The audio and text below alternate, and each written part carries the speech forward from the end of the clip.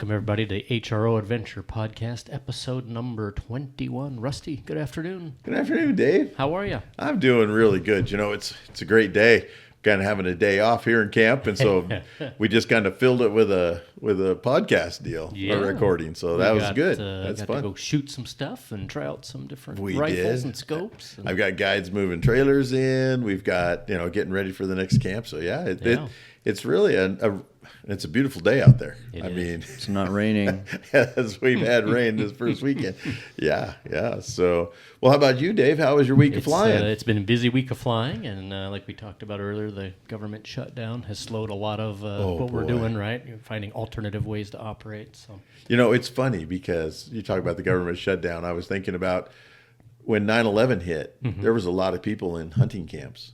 Especially in Alaska, in northern Canada, and different things. And the stories that you heard about that, because they shut down all the airplanes and everything else.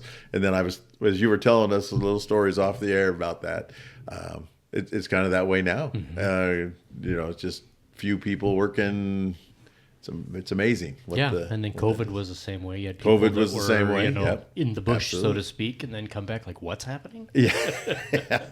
So, it's pretty interesting. I was fortunate or unfortunate, I guess, to be in officer school and basic training during some things that were going on. And so there was a news blackout. So I did some of my initial military training during a news blackout because they don't want to broadcast that stuff to you. So it wasn't until you called home at the end of the week and for your 3-minute phone call, what's going on? What happened? Somebody was in the White House doing what? It was like, nah, that can't be the story. So there's been a few periods where I've had that where I was busy and kind of in a blackout situation. Then you find out what's going on. You're like, what? Absolutely. Like, this doesn't even sound real. So I can imagine being up in, do a reindeer hunt or something and being way up there and you're like, what is going on? So, Well, you're expecting somebody to check on you in 3 days or come and pick you up from your camp and then, where's my plane? Uh-huh. Yeah. So this hearing about those stories. Yeah, it does pop up, doesn't it? You don't even think about it sometimes, but it sure does. Well, we have a great guest. Who do we have today? We do have a great guest today. He's a returning guest. We're kind of liking. We're getting our team down here of who we're having on our guest. It is, and so Skip has come back from the last one. Skip, I'll let you. Who are you again? Well, Skip Stover, and this is my second time on the podcast. And I'm pretty much, you call me patrolman. I always refer to myself as a utility man because I patrol, but yet I do whatever needs to be done. And so bow season went well. And then we just got done with muzzleloader a few weeks ago, and then we've done one camp of modern firearm, and it went well. Patrolling was pretty mellow. I mean, there was not a lot. There was a lot of hunters, a lot of road traffic, but everybody watched their P's and Q's, and there was no... I saw some new guys that I hadn't seen up here before, which that was enlightening. Got to stop and talk to them, but no, everything went smooth. And then when it went really smooth because a lot of people left when you come to north central Washington and it rains and you don't bring rain gear. And so, no, it was a good trip or a good time. And I got a lot of other things done because of the rain. So, no, everybody was happy. Yeah. I accused you, or somebody, not you, but I accused somebody of tearing down one of your signs. Uh-oh. Right, and I had to set you straight. Yes, you did. It's, and if you didn't put up signs for the last 25 years or so, you wouldn't realize this, but you put yellow signs up, and I don't know why this is, but the birds will land on top of the posts, and they will pick at it, and pick at it, and pick at it until they tear the sign down, and it goes on the ground, and then they don't bother it usually when it's on the ground. So I don't know what it is or why they do that, but I have been accused, or people have been accused of tearing down signs, and in reality, the birds are doing it. And you can tell because if a person, tears a sign down, it's rip. These stupid signs, welcome to Washington signs, and down they come, and it's ripped up. But if a bird does it, it's, there's a tear here and a tear here, and they just work their way down the sign, and then it's all on the ground and it goes. And then I come by, or Rusty comes by, and somebody tore down my sign. That's right. Call Skip. And Skip was with me, and I said, doggone it. And then as we got closer, I went, well, why did they tear that sign down? And there was one on the post below it, and it was fine. And I'm like, well, that just doesn't make no sense. And Skip goes, well, look, right over there. There's the sign. Yeah. It's just the birds. And he staples it back up, and I was going, huh. And then we drove up there this morning, right by that same sign. We were just kind of out checking around, looking for birds, or for deer, and here that sign was tore up. So it was still up. Ground, huh? It wasn't on the ground this time, but it was really tore up. Yeah. But you could still read the posted part, and so I just stapled it back on. But yeah, so yeah, but the signs, these new Tyvek, I call them Tyvek. That's the kind of paper they feel like. Right. They don't fade as much. They last. Some of them that don't get hit with the wind really hard and the weather really hard, they could actually go over to the next year. So they're still up. Okay. I do have a problem with the calves. So I went from posting signs. I just got tired because when the wildfire went through, it burned up a lot of the wood fence. Thank you, the wood fence posts, and so I lost a lot of areas to put up. So I went to pallets, and so you'd put a pallet up, put 2 signs on the pallet, and then brace it with a burned fence post, and off you'd go. Well, the calves seem to think that they're play toys. And so that every time I put a pallet up where there's a herd of calves, I would drive by. And the last time I put it up and I drove out and I'm looking in a rearview mirror and 3 calves ran over and were looking at it and started hitting the post and knocked it down. And then they just went on their merry way. So they think it's rather funny. It does make me giggle when I see it happen. But the hunters have been really good this year. The hunters they've been very good. Cordial, very nice. Yeah. Guys are in the right places. We're getting along really well. And I wouldn't want to say Skip was bored, but usually when Skip's not busy running around chasing down guys that are on the wrong place, we start using him. We'll start calling him and say, hey, can you run over here and sit for about half an hour and just glass it and tell us what you see? And so that's another nice tool that we have here at Hidden Ranch Outfitters to be able to use that. But as we all know, Skip, just like Mark used to say, or still does. This is pretty much, we couldn't do this without a patrolman. Yeah. Or he calls me second wife. Yeah. I threw that out there to the universe. He always calls me, Skip's my second wife. So I like utility man better than second wife, but I do giggle when he. Well, Jackie's always wanted a wife to clean the house for her. I'm not going that far down there. But yeah, a lot of fun. Then the season's been really good. You've had a lot of success, haven't you? We have had a lot of success. The first people, the first hunters that were in this year, we have a dad and a grandfather that bring their son and grandson to up here to hunt, and we just realized that it was 2015 when the father brought his son the first time, and we got pictures of him with pheasants and the dogs and carrying a little .22, and it was just a cool picture. And now he's a senior in high school. Yeah. So, wow. When you come here when you're in second grade and you've been here 10 straight years, that's or this is your 11th year, that's pretty good. That's really cool. That kid he's walked almost all the hunting areas, and he's been in the pickup and looked at all of them, and he's walked a lot of them because the first year or two it was just pheasants, and then they started archery hunting, and Dad wanted him to come along, so we would take him along. It makes it a little bit more difficult when you have a third person, and there's advantages to having a third person that's only 3 foot tall. But there's also disadvantages to having somebody that's 3 foot tall.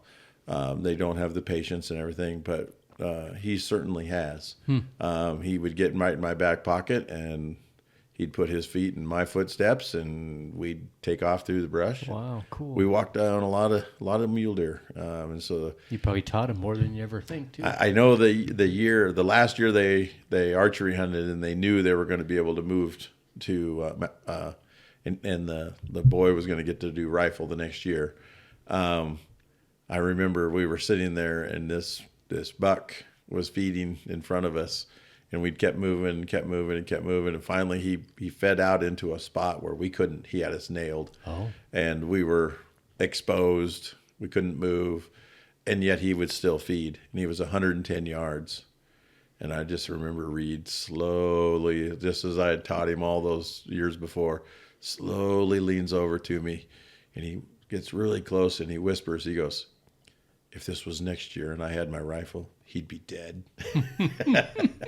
And I just started laughing. But Reed's shot a buck every year, and he's done really, really good. But he is a really good shot. Practices really quite a bit. This year was no cupcake because, believe it or not, him and AJ, it was the first time they had ever been here during hunting season that it rained. Yeah. And they were commenting on that because neither one of them had rain gear.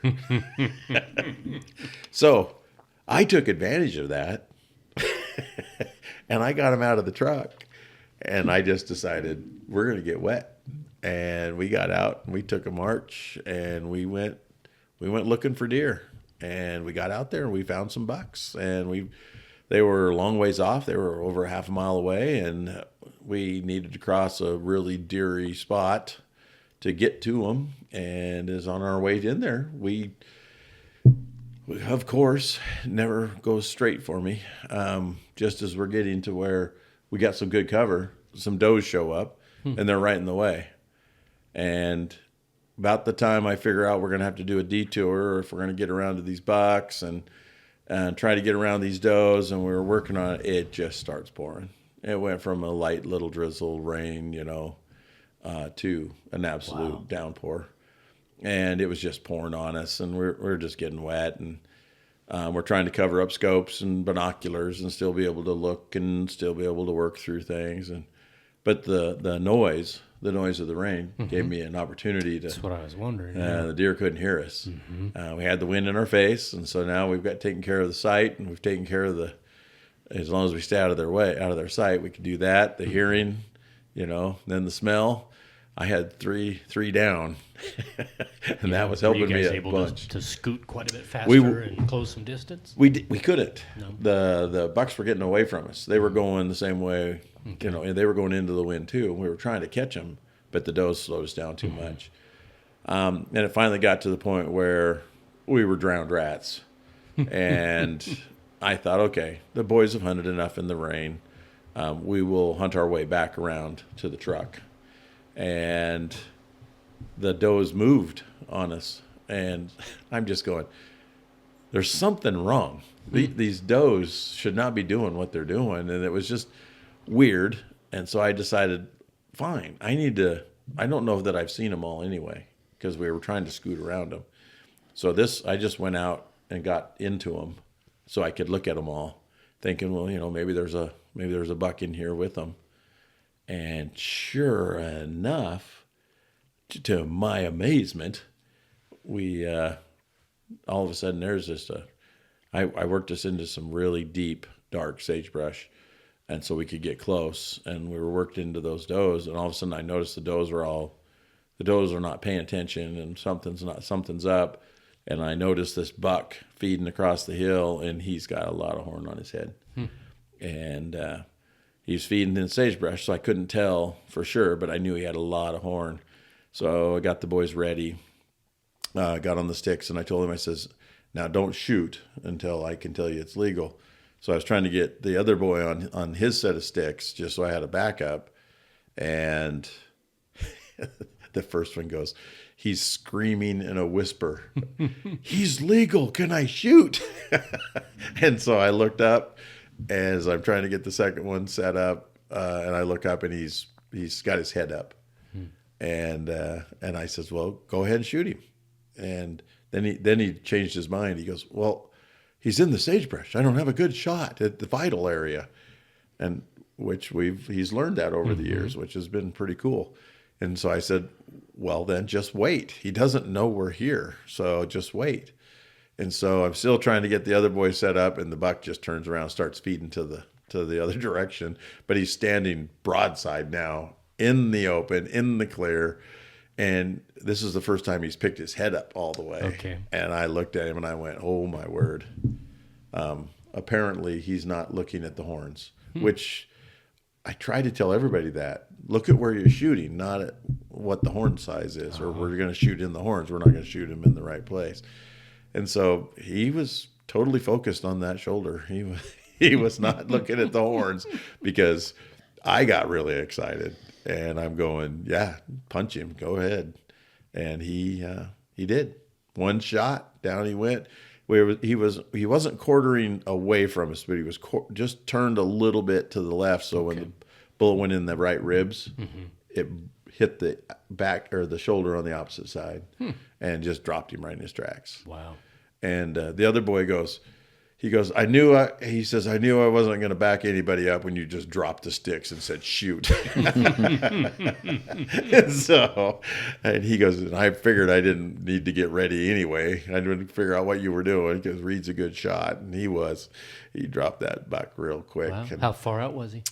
that was funny, because I hadn't given a yardage. Get that far yet. And when Reed goes, he's turned, he's in the open. I got a good shot.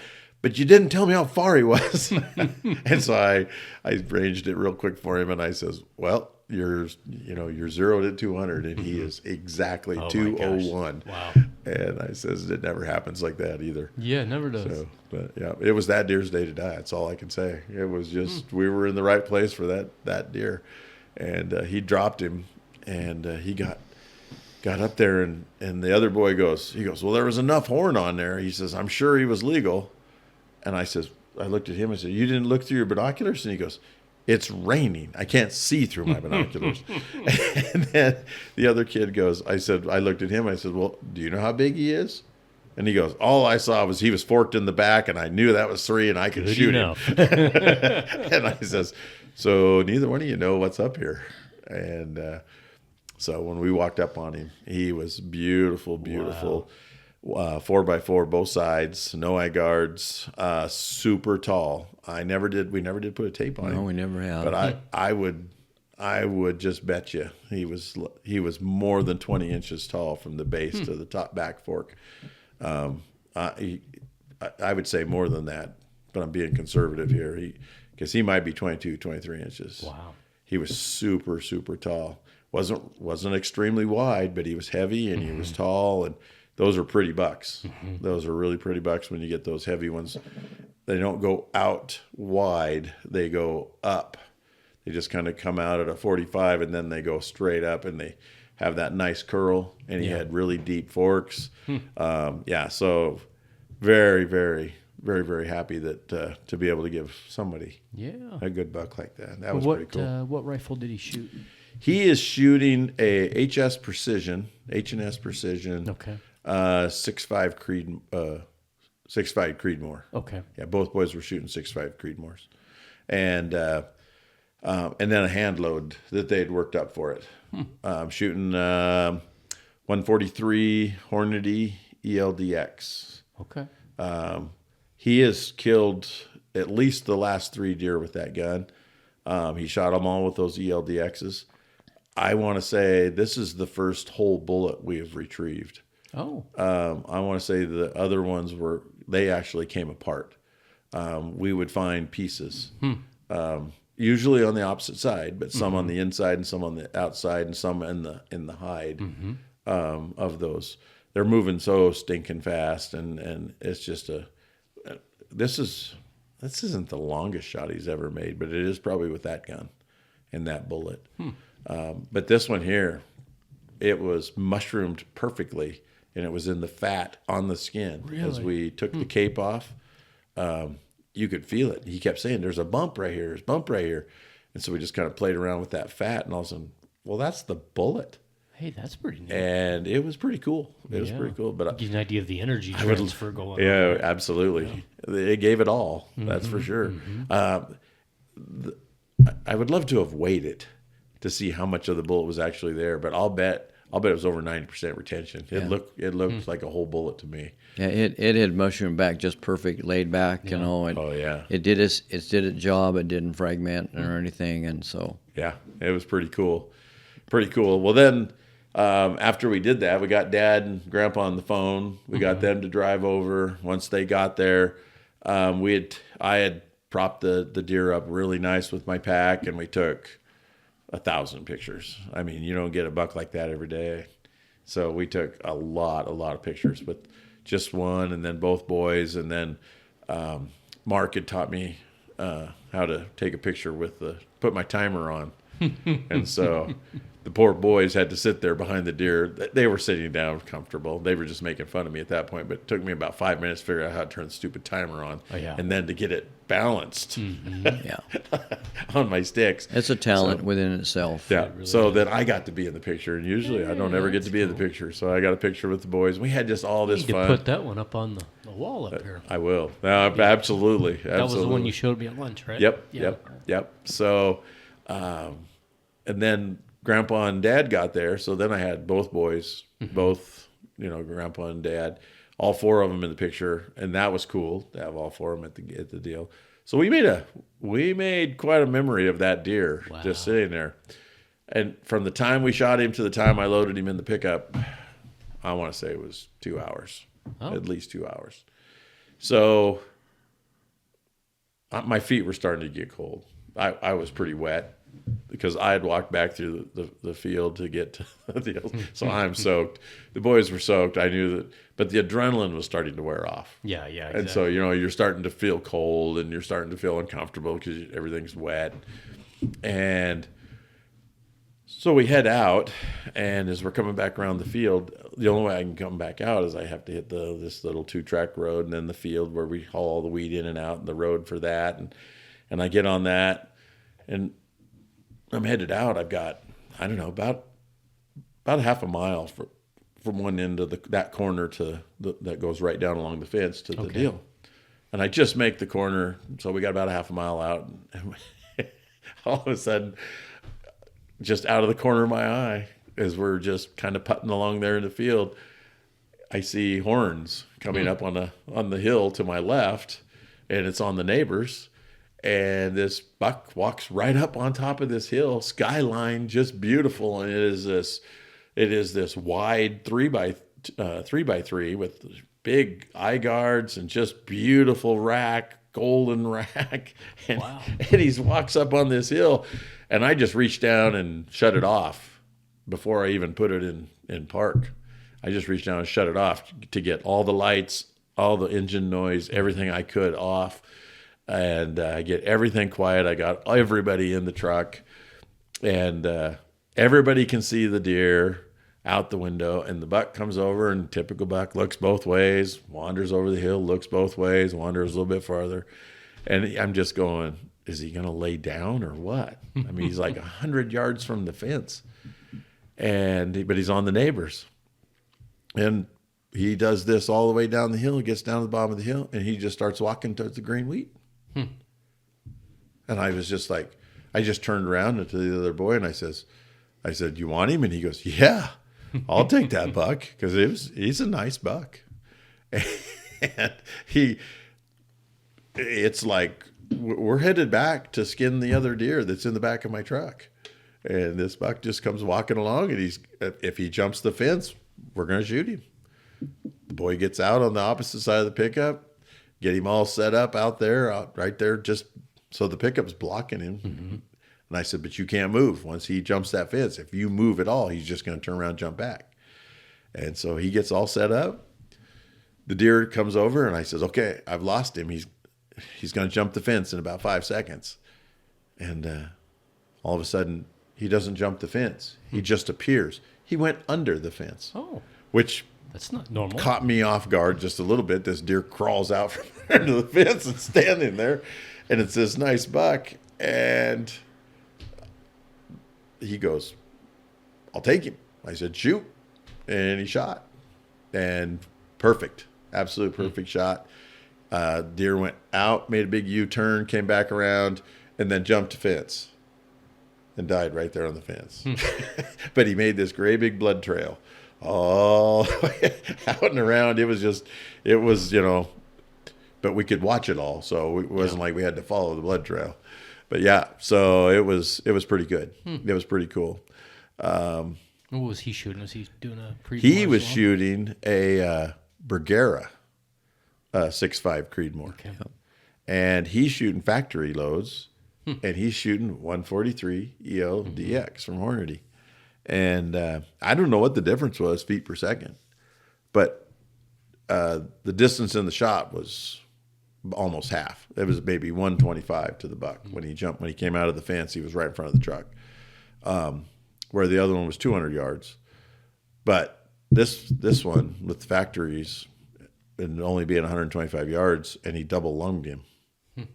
So we didn't find that bullet. Yeah. I didn't even actually go looking for it. Still going. It's still going. So, but it was just funny because the boys, as we were getting in the truck, and of course we steam up every window in the truck as we're getting in. We're getting our wet coats off and trying to get comfortable for the ride home. And the one boy had said to the other one, he goes, "It's your turn," and he goes, "Yep. Rusty will just show me one on the way home," and he says, "and I'll just stack mine on top of yours." And we were just laughing and joking. And guess what happened? We stacked one right on top of the other. So it was a great morning. What a great adventure. Yeah. And then the other part that happened that never happens to me, but I like it. This is a plug. Anybody wants to come hunting here and clean your own deer, you can do it. The father and grandfather had talked to the boys and said, "Hey, you guys aren't always going to be able to go hunting with an outfitter. You sooner or later will be shooting a deer on your own. You guys need to learn how to gut this thing. You've watched Rusty gut all these deer all these years. You guys need to run the knife this year." So that's what they did. And the boys they held true to that. Dad and Grandpa weren't there on the first one. And they nope, we want to do it. We want to do it. And I said, okay. So when they were doing it, I didn't even roll up my sleeves. I didn't grab a knife. I didn't touch it or anything. And I held the hide for them once or twice, pointed, And a lot of gutting is not... There's not a lot to look at. It's a lot more by feel. A lot of feel. It's a whole lot of braille in there. And both boys, I will say this, I can get guts out pretty fast. Usually don't try to set a land speed record or anything, but I usually don't want to be in there any longer than I have to. Yeah, exactly. So, you just do it. And once you start, you go all the way through and you're done. It's been a while. It took us 45 minutes watching somebody else do it to teach somebody else how to do it. But I was super impressed with how the one watched as the first one did it. When we got to the second one 2 hours later, a lot faster. I bet. It didn't. It actually went 45 minutes. Did it really? It felt faster because we didn't have to explain as much. But he would ask as many questions. And then the other thing is, we were teasing the first boy about being too soft, too tender. You're not pulling, you're not ripping. Come on, it's dead. Not going to hurt it, The other one, he went too far the other way. Yeah. And the next thing you know, he sticks his finger right into the gut. When he did that did add a few minutes to the deal because we did have to turn around and get rid of a little bit of breakfast so that we could finish this. And of course, course, I had no sympathy, and neither did the other kid. So Way to we're learn. laughing at him the whole time. But yeah, what a way to learn, and what a memory they'll both have on this. This hunt has been quite a deal for them. And we took a million pictures of them too. I mean, when did we ever have all the family there? Yeah, exactly. And your friend and everything else to be able to do something like that? Way cool. Way cool. Just so the pictures you showed me were amazing. So, yeah, and and we've learned how to take pictures, and we've learned try to do the right thing, and that deer will never have his skin on again. So let's get what we can while you got it. So, but yeah, it was those boys, and then we got back here. And we didn't even get back here till 2:30. It was after lunchtime. Yeah. So I made them come in and eat lunch. And then we got out to the skinning shed, and that's usually me and Skip go out and pull skins off. Okay. No, this was a full learning experience. So Skip held the horns, I held a leg. I did run a knife a few times there because we did want to cape the big one, and the other one he wanted. So we did the other one first. So we caped it first as a practice, and then we caped the other one. But the boys did great. I mean, they ran the knives on both of them, and they did 95% of it. I did very little, opening it up on the legs and that kind of deal. Yeah, and then we had everybody else in there, and Grandpa smoking a cigar, and Dad sending a million pictures to everybody in his contact list. But what a great first camp. Yeah. It's Perfect. Wow. We haven't had one like that ever. So in all 26 years of doing it. So, but to have something like that, it was pretty cool. Just the pictures you showed me were pretty telling of how that would go. So I did have to laugh though, because when we got back here and I says, guys, we're not going to skin. We're going to go in and eat lunch first, and then we'll go back out and skin. And so we come in to eat lunch. Both the boys came out in T-shirts and a pair of shorts. Oh, no. And a fresh pair of socks. I mean, they came in here, they stripped down and they put on some dry clothes. Oh, my gosh. So I did go change my socks too and change my boots because my feet were so cold and so wet, it wasn't even funny. But yeah, what a great first camp we had. Awesome. Absolutely. Well, great. We'll have to see if we could put some of those pictures on the website too. Absolutely. If they'll It would be good if we'll try to get some up so guys can see.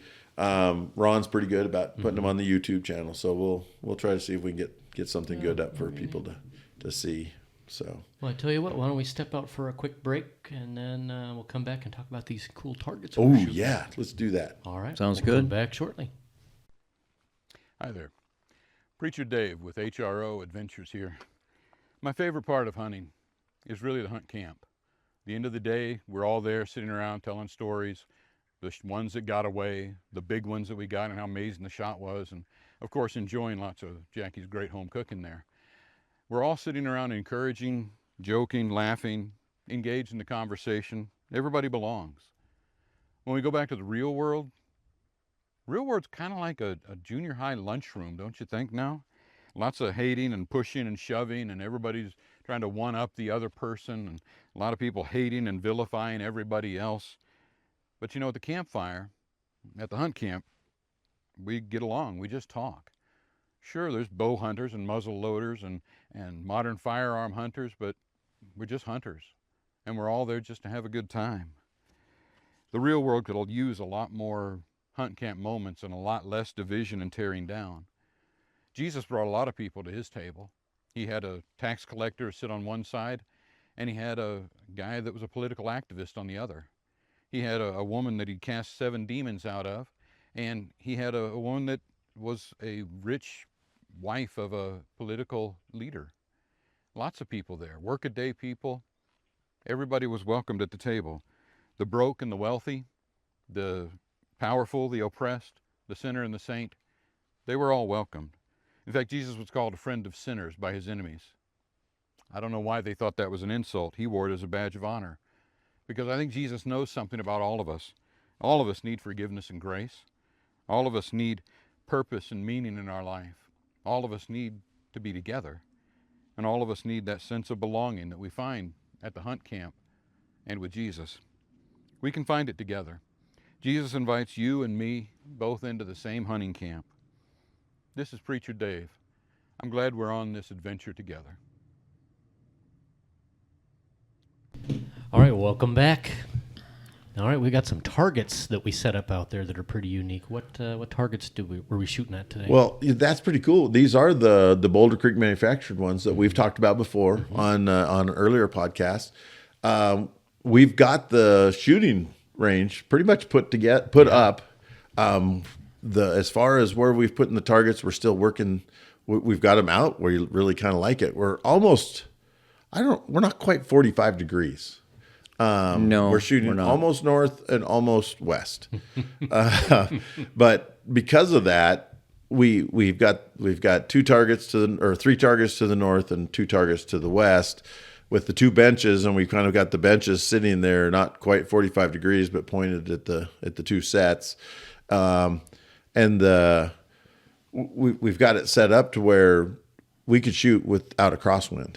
So most generally we could shoot 1 set of targets into the wind, because our prevailing wind is usually out of the west. Yeah. Like today's wind was coming almost directly out of the north. In our face. Even though it was really calm. It calmed way down once we got up there and we're shooting on the benches. The new benches that you and Ryan built are beautiful. Yeah, really and nice. Very comfortable and roomy. Yeah. I mean, you're not squished at all. When Rusty and I started talking about, when he suggested it and I jumped all over it like white on rice, it was, heck yeah, let's do this. But I also told him, we're not going to do this halfway. We're either going to do it and we're going to do it right and be proud of it, or we're not going to do it. And not to say that Rusty does things halfway. I didn't mean it that way, but I didn't want us to throw something together. And so what I did was I belonged to 2 other shooting ranges. Okay. And I went there and I took pictures and I took measurements and I combined the two ranges together into one that would suit us. And so went out and bought the right materials and marine grade plywood and stained them and built the benches and the sitting and everything. So they're very sturdy, very professional. Granted, there's bigger and better. I mean, I get that, but so we started out really good and we're moving forward on it. And the targets that you guys are talking about, I mean, they're quality steel targets. Some of them move when I shoot, so I don't know why I miss, but it's amazing how quick an 18-inch, AR 500 steel, half-inch thick can jump out of the way. I don't understand it, but I'll have to adjust next time. There you go. But we're setting it up. We're going to move some dirt so that we can kind of place the benches in where they need to be, but not permanently put them in, so that if we want to rearrange the range, we can do that without any issues and still be covered, because we're putting up a cover so that you can go up there if it's raining or whatever and have some sort of protection from the weather, while at the same time everything's kind of mobile. And I mean, potentially we could probably go out 1,500 yards if we wanted to. Oh, sure. It would take some moving, obviously, but we're not putting anything concrete for targets so that you have to shoot this. So if some guys came and said, hey, because we have one out at 700 yards, and I can't shoot that, but I can shoot 650. We can actually go out there and move them for them with some help. They're pretty freaking heavy, So we're a mobile long range. We're developing into a mobile long range shooting, but it's down to earth. Just a guy with a 30-06 or 30-30 or a 243 can come out here and shoot at our wolf, or our other targets. And oops, sorry, keep getting that. I mean, so it's a multifaceted shooting range. Yeah. And, the boys, when they got here, of course, I can see a bad example you are. I don't know if you got it from them or you shared it with them. You know, as you and I drove up there today, we took Dave up there when he got here to the cabins, and we had the benches all set up, and Skip goes, well, I'm going for the 700-yard target, and I'm just sitting here going, it's just like little boys in basketball. Everybody's got to shoot the half-court shot before they learn how to shoot. And so it was just like, okay, Skip. And so you went for the 700. But the boys wanted to do that too. And we're like, no. You're going to show us that you can shoot first. Right. Because that one out there takes practice. That one out there takes a little bit of skill. And right now, at your guys' level, it would take some luck for you guys to hit that 700-yard target. So why don't we do what we got to do first? Let's shoot at the other targets. Let's, and let's just see how well you shoot. So, the first boy he goes, well, it's been a day or two since I shot. And okay, all right. So we put that, we have an 8-inch gong at 100 yards. And he hit that thing, swung that thing around so much it flipped the target over. Yeah, knocked the whole thing over. Knocked the whole thing over. It fell on the ground. And, of course, then me and Skip looked like, okay. So we did do that halfway. I'm going to say that right off the bat. I didn't expect him to knock it all the way over. No. We didn't have that one quite set up good enough. And then the other boy just turned around. Well, no, I think we turned him over to the MOA target at 230 yards. Okay. Yeah. And the MOA target is, I want to say it's 18 inches square. It's a block square, 18 inches. And in the middle of it, there's a round 10-inch hole. Mm-hmm. And I call it the MOA target because a 10-inch hole at 1,000 yards is one MOA. Mm-hmm. Right. So I just call it the MOA target. Right. Well, and one thing I just want to add, that the MOA target and our wolf target, it's not just a target. Right. And the vitals on them is on a spring. Mm-hmm. So when you hit it, it opens up and you can hear it. It goes clang, opens up, and then it shuts and you can hear it shut. Yeah, it's pretty slick. So it's more than just sitting at a target. And the idea of it is that it gives you an idea of what you're actually looking at and shooting at on a live animal, especially the wolf. The wolf is a full-size wolf, and where the vitals are, and it's cut according to the vitals. It's just not a round hole that's orange. It's cut in the shape of the wolf's vitals, of the internal organs, and it is also on a spring, so that when you hit that, it flops open. It makes a different sound, and it comes back, and you can hear it shut. And that was the whole idea of doing this, is so that you're not just shooting at a target, a piece of paper. Some training, some feedback, yeah. Right. Oh, yeah, you get a lot of feedback from the cheap seats behind you. I'm just saying, when you're shooting, everybody's got an opinion. Oh, we were cheering for you, Skip. Yeah. Oh, yeah. Rah, rah. Yeah. So on those targets, who makes those? Those are made by Boulder Creek Manufacturing. And if you go to his webpage, which is Boulder Creek MFG, you can see those targets. And he makes full-size cutouts. He also makes silhouettes and whatever other thing that you would want out of really good steel. And he's an engineer, so they're very much life-size, down to that. Skip and I actually met this guy and got to know him at the last couple of years down at the Western Hunter Expo, and he we just loved it. We just loved the idea of that vital area being orange, being a different color, being a plate of its own. We love the gong thing because we can hear it. As we proved today at the 500 yards, that 7mm mag made a nice ding when it hit that, but it's not swinging an 18-inch plate. No. It probably swayed it a little bit, but from us looking through a spot and scope and watching with our binoculars, it doesn't sway very much at 500 yards. And so it's nice having those Boulder Creek ones with the vital areas that swing like that. And then I loved it when you saw it for the first time today, when we shot it the first time with you. You did the same thing that I did the other day when the boys were shooting it. it's just cool when they shoot it and it swings. Yeah. You hear the ding and it swings out of the way and it comes back. That's just really cool. Well, you feel successful as opposed to that Builds was close. confidence. Yeah. Yeah, it does it, and there's some sort of memory in your subconscious now about that. And the nice thing about him, and like Rusty had mentioned, we met him down at the hunting expo in Salt Lake City. He's extremely, and his wife are extremely customer service oriented, and they're willing to go the extra mile to whatever they need to deliver it to you, to save you a few dollars and those kind of things.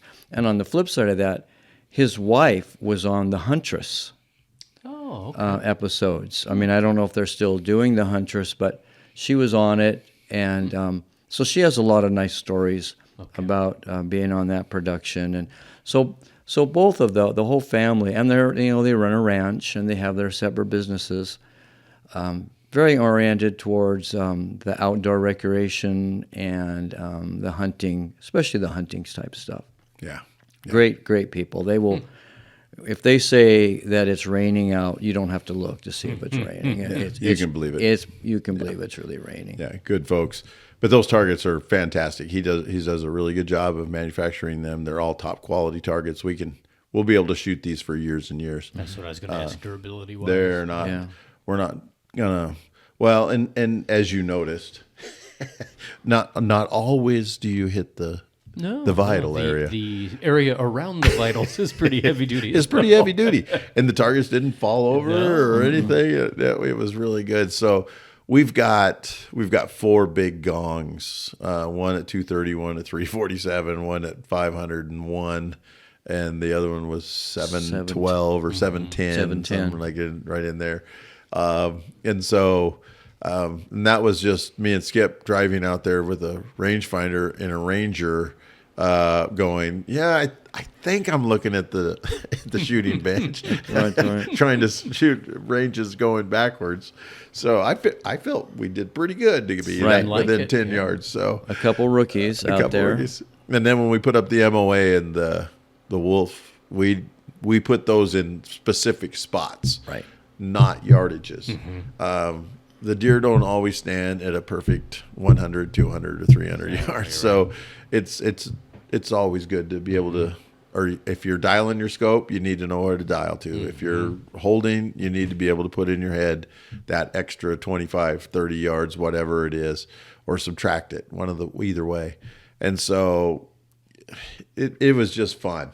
And it's the shooting range, this was Kelly's spot. Of all the places we picked, this was the one Kelly, the coyote guy, picked. See why. Yeah. And what a great spot. I mean, we can move targets around. We've got 45-degree angle in all that inside that we could reach out just playing with the rangefinder. Create a crosswind or get rid of it. Right? Or get rid of it. Trying either to way. test something, or if you're trying to do skill builder. Or whatever. Yep. And there's enough room up there that you can actually, if you want to just shoot off shooting sticks, you can either do it, sitting on your butt or standing up full size and everything. So we tried to make it so that whatever the situation was that you wanted to practice, because you're not all going to get to sit on a shooting bench with sandbags and get to shoot at, whatever you want to harvest. And that was another thing we wanted to make it so that a guy could do what he needed to do. Yeah. No, it's great. And it is a great place. I mean, we got the shooting benches so you can precise. But Skip's right. We're very seldom, we never sit at a shooting bench to shoot a deer. So no, I can't ever remember that happening. No, I don't think so. So to be able to put them on the sticks and let them shoot off at that, at buy the a little set of sticks and then come out and practice. Stand right there. Yeah. The one thing that the boys did, they did get to see it rain finally during the hunting season when they were here. We're going to cover it. Yeah, it's covered, and it's going to be even more so covered when we get the building. And I use that term loosely. It's not going to actually be a building, but a coverage over it. So so we'll be able to sit in there, out of the rain, out of the wind, whatever. So you're comfortable while you're adjusting your bags or adjusting your gear. Or in our case, like today, we had 3 rifles out there, and we had pistols. We had different things all sitting there that we were doing. So yeah. Really I was glad to be able to have you Yeah. to get it set up and have a day where you could come That's and pretty shoot. fun. I could spend a week out there. Yeah. Well, I will spill the beans to your wife and tell her, hey, Yeah, my kind of like Christmas that list. Kimber, that Kimber 280. Yeah. Exactly. And also one thing that we try to make it resemble is, yes, it's a shooting range, but it's not like any shooting range that you go to. Yeah, it's not a static range. Yeah. No, you don't have a some lane. terrain You features. have sagebrush and you have bushes and you have those kind of things. And so it's more realistic on the surroundings if you're hunting, eastern Washington or the desert or Montana, Wyoming. It could get you ready for quite a bit. Yeah. Yeah, and it's so real that with the bear eye, with the wolf, I thought the boys had shot through the wolf when they were missing the vitals, and I kept looking and I kept looking, going, I can't believe that those boys with the 6.5 shot through that. And then I put my binoculars up, and it's the weeds and the sagebrush that are covering those silhouettes. And I thought, oh man, now that's realistic. It's very realistic. That's very realistic, and so. Yeah, we've talked about that with the dead nut target too. Yep. To have that figure out there different than a square target Yeah. or a piece of paper To or whatever. really calibrate your eye for before you go out. Yeah. Yeah, you're looking at something completely different. It was just fun. It was a good time out there. It's very realistic, really, really great training. And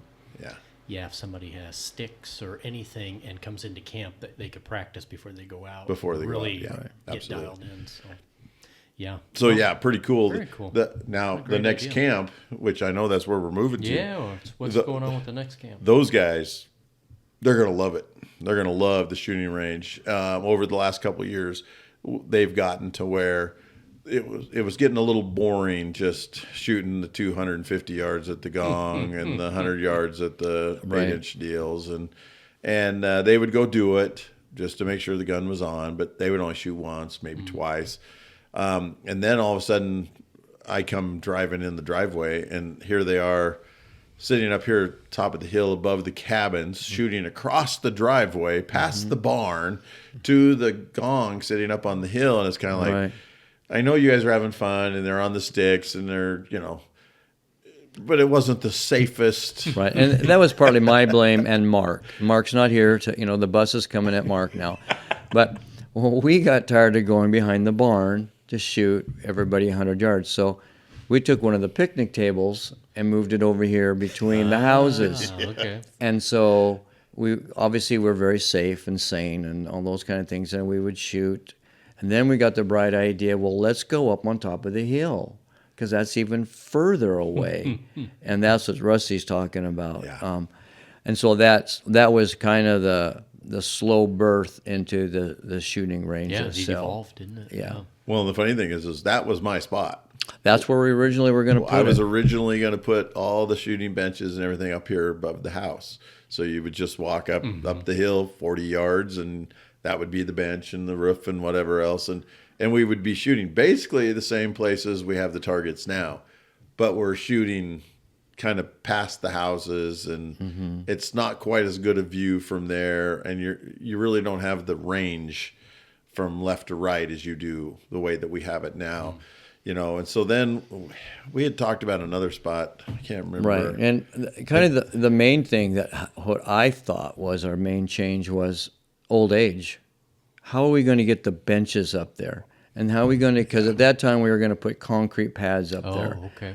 And it was like, oh my gosh, Rusty. Well, how are we going to get the cement truck? Cement truck Great up idea there. on paper, wasn't it? Yeah, it sounded really good till it wasn't. And that's when Rusty talked to Kelly, and Kelly said, well, hey, just take it up to what we used to call the telephone booth. That's what he said. And so that's what it evolved into. And it's fantastic. And now having it up, having us shooting it, and you got to see it today. Everybody that comes, we're trying it out. And so, what'd you think, Dave? What'd you see? How did you see it? How does it fit with what our plan was? And And but it's starting to stick now. I mean, even just with the first camp and then with you, Dave. But this second camp, it'll be a good trial. There'll be 5 guys here. Yeah, and they're reloaders, and so they tweak, their their shots. So. And they do a summer barbecue every year, and they pick a different deal, and they have a long shooting range there that they go to, and they come up with some different, who the best 3-shot group, the longest shot. Every year it's different, so it's not always the same. And they come up with this, and they always have 20, 25 guys that come to the barbecue, and they just have a great fun weekend of just friends. So what we have done here, I'm anxious to see what they say when they get here, because they're going to look at it with even different eyes than we do. But then there's the other thing, like you noticed right away, at the 500-yard target, we also hung an 8-inch gong on the 500 yard. Yeah, it's just mean. On the same on the same crossbar, and I will guarantee you, if you want to catch lead, just go past the 8-inch gong out there and put your catcher, because they're going to be lighting it up this weekend trying to hit that 8-inch gong, and that's going to be there will be some bet somewhere somehow. Oh, I'm sure. And they're going to have fun, because that 8-inch gong is going to be. It's too inviting. It's too inviting. Yeah. It just taunts you, doesn't it? Oh yeah, it taunts you. Hence why I went to the 700 when I first drove up there. It was because 8-inch gong at 500 yards. That's got to be what, 2 MOA. It's getting a little there. over there. Yeah, it's getting so there. you're dialing it down pretty good. You got to be a good shot to hit that. So yeah, we're gonna. And with those distances, right? You have Coriolis, you got wind change, right? I mean, there's a lot. Like, you're getting into some factors now. Yeah, and we talked about that up there, where the wind was right in our face, but when you got out to the edge of the hill, it was shifting. Yeah, it was coming a little bit from the right. And so we were talking to Skip about that. We were trying to give him excuses and help him out, because he was getting a little depressed. I was flat out depressed. I really thought that I would hit it. I'll have to try it again. But this next group now, Skip and I, we've done some reconnaissance in the last 2 days. The boys made it easy on us, and then we had some hunters, unfortunate family issues that came up. So hunting was over very quickly on Saturday, and so since that time, it's just been okay. We know we have the hunters coming in the second camp. Where are we going to go? How are we going to get there? What are we going to do? And they don't get here till there's another couple days before they get here. So it's been a couple days. We got a couple more days before they get here. Camp is looking fantastic, because Skip keeps telling me, well, let's go do this. Can't we just sleep in or do something else? So, but we did go over, see our buddy Ron. Yeah. Went over to his place yesterday. Watched another father and a son. We don't know whether they harvested a deer or not, but they made a monster stalk across the canola field. Wow. They were laying on packs for 10 minutes because there was a bachelor group of bucks in front of them. And I'm watching all of this from the 300 level thinking, wow, you never get to watch like this, and especially a dad and his kid. And it was just really, really cool to watch. And I told, I had Preacher Dave with me. He was hunting with me yesterday. And Preacher Dave, he goes, This is really cool. It's like a spectator sport. Yeah, hunting becomes a spectator sport. But we were probably watching, they were just under half a mile. Wow. They were a little over a quarter mile away from us, pretty close to half a mile from us. Okay. And the deer weren't on us, they were on the neighbors. And so there was an ulterior motive. We knew everything was going to leave the neighbors when they shot. But we sat there and watched it. It was just fun. It was just so much fun to watch them. And then I told the Preacher Dave, I said, my word. I said, there's this bachelor group. I don't see anybody that's not tangled up, playing, wandering around. The big buck would lay down. A Spike would come and stand by him, and he would horn them while laying down as they would come by him. And then there was a pretty nice buck in the bunch, and that one would get up, and he went over and horned that one out of its bed, and they were just milling, and I'm just going, I don't know how this little boy and the dad are communicating, because there is a whole lesson about communicating while hunting. And, are you shooting at the same deer? Or is dad talking about a deer that the boy's not, and he's looking at some other deer? Which one did you pick and single out? Right? Exactly. Yeah. And then you can't shoot because they're all mingled up. You got to wait for somebody to clear. And when he finally shot, one deer ran off. Everybody else just jumped and kind of went about 5 feet and just stopped and looked around, because it was a perfect storm of, they had no idea where the shot came from. Yeah. And the wind was blowing probably 15, 10 to 15. Yeah. It was a lot of wind. It was a lot of wind. And he was shooting straight into it. So but that made it really quiet too. And, but anyway, those deer the rest of them just stayed there. But the one ran off. And it was like, well, did he hit it? I don't know. Because it ran down into the rocks and into the trees. And so anyway, but it was pretty cool. But we were over at Ron's yesterday.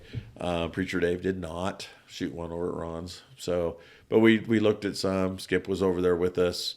We got to see Ron again, talk to him, and everything else. But yeah, we're excited for the second camp. We're really ready. These guys, they'll leave home tomorrow. No, they'll leave home 2 days. They do spend the night. Because it takes them 2 days to get here. Then they stop in Cabela's and Yakima, Union Gap. Yeah. We see a lot of new binoculars, new gloves. Scope coming out of the box. Scope. We've seen a lot of new stuff from the Cabela's and Yakima. So yeah, but it's pretty cool. And these guys are great guys. What did I tell you? 15 years? Yes. Oh shoot! I mean, I don't remember. I don't remember, but it's been 15 years, I think. They've been coming up. They've been coming up. Wow. And we're into the second generation now. And in fact, we get to meet a new family member this time, which is really exciting. That's really if he's as lucky as his dad, we're gonna have a really great season, because his dad is really lucky. Yeah. And so, but it'll be fun to have a new family member out of the families. So, yeah, it's gonna be. I'm pretty excited. And Mark's gonna be beside himself. That's why he's coming up early anyway. Okay. So, Mark, I was hoping that he would get here early enough to be with us, but he wasn't going to be in the cards today to record with Mark. He got to take his son, hunt with his son this weekend, which is we try to promote that as much as possible. Yeah. And this is his youngest. We lived through his oldest doing the same thing, and now he's with his youngest, and the youngest is a crazy fool hunter. So he's going to put all the rest of us to shame, I have a feeling, as he gets older. So, good. But yeah, so Mark's had a good weekend of hunting, and then get ready to come back up and guide. So yeah, the next group's going to be fun. It's going to be a lot of fun. And then too, we talked about your long distance range, but you also have shotgun. Oh, we do. Clay pigeons and stuff available too for folks. Right? Yeah, I thought it was funny when you said, you should be thinking about how you got all the pheasants. You should have a clay thrower. And I went, oh, we do have a clay thrower. We do have one. We left that down back here behind the barn. That makes sense for that. There's a big rock plate under this whole farm right here where we're at with the cabins and everything. And there is actually probably a good, I would say 1,500 square feet that there is no dirt. Okay. It's just rock. And the footings for the barn were poured on that. Wow. And so the barn sits right on the corner of all of that. And so it's a great place to put the thrower out there. You're not going to set the world on fire. There's nothing. And it's easy to pick up all your shells and everything. Okay. And you're shooting towards the hill. So it's about as safe as you can have a clay thrower. And there's a hand thrower in there if you want to throw them. Sure. But there's also a small one. I can see right now, though, the investment will be soon into one of those That'll where be the you next where thing. you put the stack in, and it's an electric. You put the battery on, and it's just a battery thrower. We do need to talk to DeWalt, Milwaukee, and those guys. Okay. We need, instead of a car battery, just an MX-12 or an MX-20. Okay. There you go. Because the car battery is not as much fun to carry around and Yeah. sit over there, and they don't charge quite as fast No, as they well. don't. No, you'll run through that quick. Yeah. So anyway, but yeah, we do have a place to do that, and everything can set just inside the barn out of the deal, so you can just set it out so it's out of the sun and the rain and the snow. Yeah, perfect. So yeah, All right, it's so you it's a got nice long distance nice shooting. You got clay thrower. Clay thrower. Yeah, Yep. perfect. So we've got things for you to do when you're not Yeah. shooting pheasants or you're not Exactly. deer hunting, or when the family's just here enjoying itself. And then we're seeing, just as we've seen the last 2 summers, we've talked about this on the podcast many times, that we've got people coming up here to pretty much vacation. Some of them call it fishing. And they'll go down to Rufus Woods or the plethora of places we have to fish.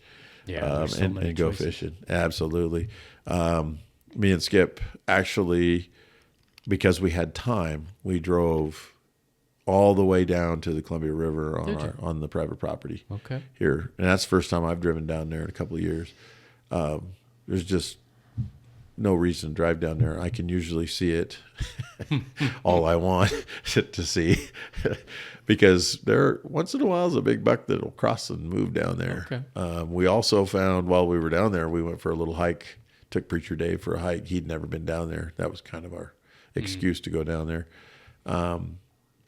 And we found a bear lair down there. Did you? There was one spot I stood and I hollered over to Skip and I said, "Skip, you got to come see this." I says, within, I don't know, 40 feet, Yeah, it was big. there was 10 piles of bear crap within this 40-foot area right in front of me. And yeah, he was living there. But we didn't see that part of the bear. We only see what he had gotten rid of. Yeah. And I was just like, and these are big piles. And it's just like, oof. I might want to start fishing this part of the river, is all I can say, because that had to be a big bear. And but anyway, that was really cool to see that part of the country again and to get down there and That's do some that. pretty steep country. That is very I think steep. we might have gone close to that spot. You and I went down about halfway. Yeah, I was going to say about halfway, maybe. Yeah. We only went about halfway. Actually, it's about the same. The top half is just the same Yeah. as the bottom. It gets a half. little steep. There's a steep. There part. was a it few would, yeah. pucker times I'm going, oh, okay. Okay, Rusty. Because Brakes don't fail me now. It's and you're hitting a rock, and the truck kind of is kind of balancing, and Sounds familiar, yeah. don't go flat tires. Don't go flat. go flat, yeah. Because Rusty's got a long walk out of here to get his thing fixed. Piggyback me out. Yeah. That's why I brought you along, Skip. So if the bear's living down there, I'm trying to think. What are there some berries down there? What would he be? We did living find on? some berries, Mm-hmm. and I didn't know those berry bushes were down there, but we did find some berries down there. Okay. But there's some rose bushes down there too. As we went by those rose bushes, you see all those quail come out of that rose Right. bush, and I was just like, "Whoa, there's quail down here." And then, of course, there's fishing down there too. Yeah. There is a lot of those little draws with all that brush in them that they can get the berries, the I elderberries. was thinking there's got to be a berry growing down there. Yeah. I just was trying to remember. But And they dig in the hillsides and the roots and everything else too down there. And we have, because of the river, they have habitat on both sides, so they can cross the oh river. yeah, they will and- swim, right? Yeah. Oh, they yeah. float. They People float. always think they don't, but Yeah, but they do. Bears can swim a lot, especially the black bears. They'll go across that river like Yeah. it's Like just like they're just walking across. So And we don't have anything in writing, but I mentioned to Rusty about somebody that, because bear season starts in August, so it's still nice weather for fishing, and then we could combine a fishing bear hunt together. yeah, cast and blast. Right? Yeah, Cast and blast. something like that, and it would be it'd be a good time. It'd be a nice adventure. You wouldn't just be bored sitting in a blind waiting to eat, because you could be fishing and enjoying the weather and still glassing. And it's beautiful country over there with the pine trees and the steep cliffs. And then there's just lots of other wildlife. We saw bluebirds over there, and we haven't seen bluebirds. Yeah, in fact, I brought them up, and Skip goes, "Yeah, those are bluebirds." And I'm going, "Yeah, but there's like 30 of them." Yeah. And the raptors haven't got after them, huh? It was just Interesting. It was crazy, and they're a really bright blue. Yeah. They're not a dark, deep blue. They're bright blue. I don't know. It was just, yeah. But there was a lot of wildlife over there. Yeah, there's a little ecosystem over there, isn't there? Oh yeah, there is. And we saw deer sign down on the river, but not much coming up the hill. But it was interesting. It was just fun to take the day and just go. Yeah. I knew if we drove over there without Preacher Dave, we would see all kinds of bucks to shoot. So we had to make sure we brought a gun. Exactly. So bring a hunter. Yeah. Yeah, bring a hunter. So we had a great time. We showed him quite a few deer, actually, more than I was expecting. It's just the numbers are down so much. I just didn't expect us to show him the deer that we did. And of course, we had to cross some ground, some roads that go to some public ground that we saw drag marks. So we knew guys had pulled some deer out of the public ground. And you guys were doing like a management hunt, right? Yeah, So yeah. you were looking for specific. No, Preacher Dave is looking for specifically stuff to put in the freezer. Yeah, yeah. Right. So, not that Preacher Dave would pass up, a 4x4 if it walked out in front of us, but Preacher Dave is he just wants to get out and go hunting. He just wants to hang out with us and come up here, and there could be a little bit of he just wants to eat Jackie's cooking too. Be. So it's a huge draw. It's not a bad draw at all. Yeah. And so because when everybody left hunting camp, Skip and I went, but wait, who's going to cook for us? That's right. We're going to starve. And Jackie's going, well, you can always go to town. That wasn't the answer we were looking Yeah, already wiped out. But she came through, She did. just like she always does. Clean up all the leftovers in the fridge. And we celebrated her birthday. Oh, we she did. had a birthday. She had a huh? birthday Oh, up happy here. birthday. She did. She had a birthday, and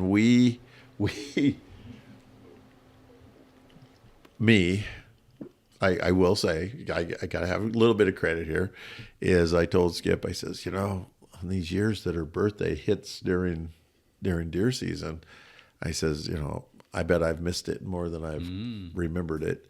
And so I went into Safeway and I got the happy birthday cupcakes and I got a card and everything. And so all the guys in camp, and of course those boys love Jackie to death.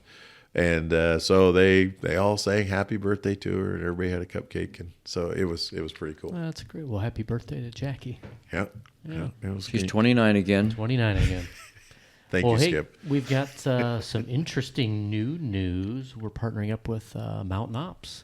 Yes. And if people don't know, they're like a fitness outdoor athlete kind of company, right? For, trying to help get you to that elite level and whatnot. But they've got some things that apply to the kind of stuff we're doing in the heat with hydration stuff. Guys coming into camp, making sure they get, something decent to throw in their pack to take out there. And then also the other options would be to use their products in your pre-camp training, right, before you come out here for all the hiking and walking you guys do. So we'll have a coupon code or a discount code and stuff coming up. But Right. we're going to start offering some of the Mountain Ops products in the welcome kits for the guys coming into camp, which will Absolutely. help them kind of be able to stay out there longer, right? It's going to be nice too. Mountain Ops is a great company. They've been around for a long time. They they actually have a huge booth down in Western Hunter Expo, and come to find out, probably the reason they have a huge booth at the Hunter Expo is it's probably only about 10-15 miles from their headquarters down in Salt Lake. So or down in Utah. So But yeah, we're very excited about putting this partnership together with Mountain Ops. Yeah, they've just been super generous and wonderful to us. So for me, it was always the energy, and the hydration. Mm-hmm. Those were the two biggies when we would go hunting. We used hydration stuff for the ranch hands and farm hands this year, right? Yes, we did. That's Making right. sure people don't get dehydrated sitting out in the greenhouse of the combine and all that kind of stuff. Yeah, So. yeah. Dave came and did a safety meeting for before harvest. Great meeting. Had the neighbors came over and everything else, and we got all kinds of new first new aid ideas, techniques, tourniquets, fire extinguishers, all kinds of. And we put some of this Mountain Ops stuff in. Actually, we used it and put it in the first aid kits and stuff because, boy, it's not hard to get dehydrated out there when it gets up really hot in the 90s and the 100s during wheat harvest, and you're out in the field and you're sweating pretty hard and everything. Now, some of the stuff that we have here that we're showing people on the YouTube channel is actually the immune. And you were telling me this is the first time I've seen the immune. Yeah, those are sort of new. So these are, you just rip it open and just throw it in your mouth like the old pixie sticks when we were kids. You don't have to mix it with anything. So my stuff with Mountain Ops started from the aviation side of things and traveling and crossing borders. A lot of other countries, you can't carry supplements around in a Ziploc bag as a white powder, right, and get through customs. So these guys have got things set up to grab a handful, throw them in your backpack, and get out on the property and go hike, right?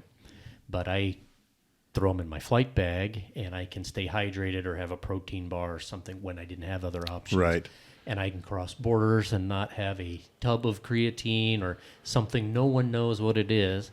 And now you've got a customs issue, right? Or now they're curious. So these guys have really made this easy. If water's not available, some of these don't have to be mixed. And easy to throw in your pack, and we've taken it to where these are going in flight bags. I'm giving them to other crews. Nice. And we're either hydration, immune stuff. I mean, we're out there working long hours just like you guys are. Yep. Or a protein bar. But what I like is a lot of this is low to no sugar. They've really gone through to make sure it just doesn't have fillers and things like that. So over the years, that's why I've used them, because they're one of the better options. And then their mission statement, I mean, they feed children every time you buy something, right? It goes to folks that don't have food, and just some of their mission stuff. It's easy to get on board with. Yeah. So, well, and just all around neat folks. I did not know until as we were starting to talk to the Mountain Ops folks that they had the 5-hour energy. They did, yeah. And so I actually, my brother tried one, I tried one, and one of the other outfitters for the around the area, him and I were sitting there together, and we tried them, and I think it worked. Yeah. I was a lot of pretty their happy. stuff worked pretty well. Yeah. They even have sleep aid stuff, melatonin gummies, and just a lot of things that applied to deer camp. Guys coming out and working hard, and and if anybody does anything before they come to see you, that would help out too. So and you and I got to talking as we were looking up all the things that they offer as we're putting this deal together with the partnership, the ambassador program, I think is what they're calling it. They have things for the athletes. They do. Where and there is a lot of young hunters out there that treat that backcountry hunting just like they would if they were going to a marathon or it's the same kind of training. And, they're working hard, lifting weights, running. There's cardio. A lot of Facebook guys that they have their. So what I discovered is for the guy traveling, so business traveler, over 50, trying to stay in shape. This stuff helps too, right? It's not just for the marathon guy, but it's there was something for you and me, Dave. I was say, this is for the guys that maybe we're not at that level, but we are covering some territory and working long hours every day outside, and it just, I don't know, it works, and it's such a great group of folks, and Courtney's just wonderful and took good care of us. So it's good to have Courtney on our we'll side. We'll have more of their items on. So absolutely. Well, very good. Yeah. Well, should we step out for a last break, and then we'll get into Rusty's calendar? Sure. Absolutely. Just take that last break. Okay. The Snoqualmie Inn by Hotel America is the perfect location to stay at when visiting the Snoqualmie Valley. With 99 guest rooms, the inn can accommodate travel sports teams and seminars in addition to Valley visitors. Enjoy the breakfast buffet, fitness center, and indoor pool before starting your activities. Coaches and parents alike will enjoy the spacious meeting rooms and lounging areas with food and coffee retailers within steps of the front door. Use the promo code SNOWPOD for 12% off. Teams contact Lori Hay for reservations and further discounts. Make the Snoqualmie Inn part of your stay, and don't forget to use the promo code SNOWPOD. That's SNOPOD in all caps. Welcome back. It's time for Rusty's Calendar. How's it looking here in, what are we, mid-October, I guess? It is. And the calendar's filling up. The schedule's filling up. And, that was our goal, right? It used to be that last, deer camp was there was the excitement of having it, but it was really, okay, you guys can go home now. And we're done.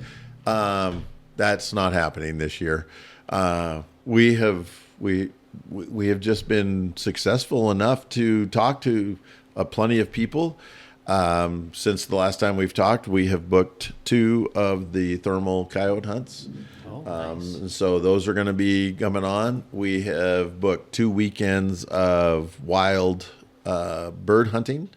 So the cabins are filling up. So just in the last 2 weeks since the last podcast, we've booked 5 weekends, 2 for coyotes, 2 for wild birds, and 1 for pheasants on the shooting reserve. Which the pheasants on the shooting reserve, that's a Thanksgiving weekend. Mm-hmm. That family comes all the time. Okay. And I told them, I said, hey, people are starting to call. If you want this weekend, we've got to get you on the books. And so they just told me here just day before yesterday that they're put them on the books, get them down, and so that they can keep that weekend going. So yeah, we still have another cabin we have the small mm-hmm. cabin for Thanksgiving, but yeah. So guys, if you want to come to these wild hunts, the other thing is the boys, they're coming for the pheasants. They'll come with their dad and their grandpa on the pheasant hunts like they always do and spend a night in the cabin and everything mm-hmm. else. Well, I heard as we were saying goodbye and they were getting in their rigs to leave that they want to book another night because they want to stay and shoot ducks on the ponds. Nice. Because after we shot their deer and mm-hmm. took their deer to the taxidermist and everything, we came back and they said, can you take us around, show us all these ponds? And so I took them around to the ponds, and it was they were full of birds when I drove in. Yeah, they said there's ducks on every pond, and I said, well, and they're just starting to come mm-hmm, in. Mm-hmm. Like for the last the last 8 days, we've had cranes every day flying over. Lots of sandhill cranes, which usually means they're usually 2 weeks before the big flocks, mm-hmm. and they'll overlap some of that 2 mm-hmm. weeks with the geese. So the Canadian geese have got to be just right on their heels. I would expect to see. I've seen a couple of the local geese flying, like we were down at the river yesterday. Oh, okay. We probably saw 25, 30 geese getting up, two little flocks that came flying by. Those live there all year. Yeah. I see them all the time. They love that hayfield down there, just down the river. So it's a little bit different. So, but yeah, so the calendar's way busy. Great. We went 14 straight days with a hunter on the preserve, or hunters on the preserve too. And so, birds are going fast. So, but like I said, bird numbers are up as far as birds I can get for the shooting preserve. So we should be able to hunt anything we need to do. All right. So how can people find you to give you a buzz to get something set up? Well, it's still hiddenranchoutfitters.com is still the best way to get a hold of me. It seems that all the new programs and all the new forms are on there, and they seem to be working very, very well. They're populating the calendars really, really well, which is helping Rusty's memory because it's not really, really well. And, it's just good to have that going. So hiddenranchoutfitters.com is still the best place to get a hold of me. And your phone number's on there, right? And my phone number's on there. My cell phone number is the best way. Mm-hmm. But my cell phone number is getting so busy now. Mm-hmm. When you call, as Dave's learning, I try to answer. Yeah, and you're the one that answers. Yeah, there's just some places I just booked a guy for the pheasant preserve here just before the deal. I couldn't for whatever reason I couldn't answer his call and I couldn't call him, but we could text. Oh. And so we got everything done. Okay. He's on the schedule. We got everything texted, and he's good to go. He's he's a horseshoer that comes up and trains dogs. Farrier And or comes up, something, yeah. huh? And so he comes up every year or several times a year. I mean, every other week here during the winter, training dogs and using dogs and keeping them up. And Perfect. Good. So yeah, but this will be his first trip, so he's coming up. But yeah, so get a hold of me on my cell phone. Don't be afraid to text me. Don't be afraid to let me know, and we'll get back and forth and get you on the list. Excellent.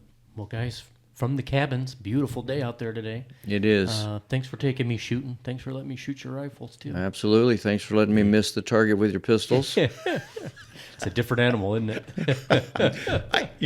Though, I do have video of you hitting the target. Yeah, that's I all know, that matters. I know. Right? That's all that matters. That was Yeah, good. that's right. Dave was nice enough to throw a rock the same time I pulled the trigger and Over there, it hit the gong. hit the gong. Exactly. So, Well, guys, thanks so much for inviting me up. Rusty, it's great to see you. Good to see you, Dave. Guys, audience out there, make sure you get a hold of Rusty for these adventures. You bet. They are packing up the month. And They are. There's so much stuff to do up here. Such a great place. Just sometimes I just stop and look at the scenery. I mean, it's so pretty up here. It's been good. All right. Well, join us for the next episode, and everybody be safe out there do. and Yep. have fun with the next guys in camp. We'll do. You fly safe this I next will. week, Dave. All right. Take care, everybody. Bye, Dave. Be safe.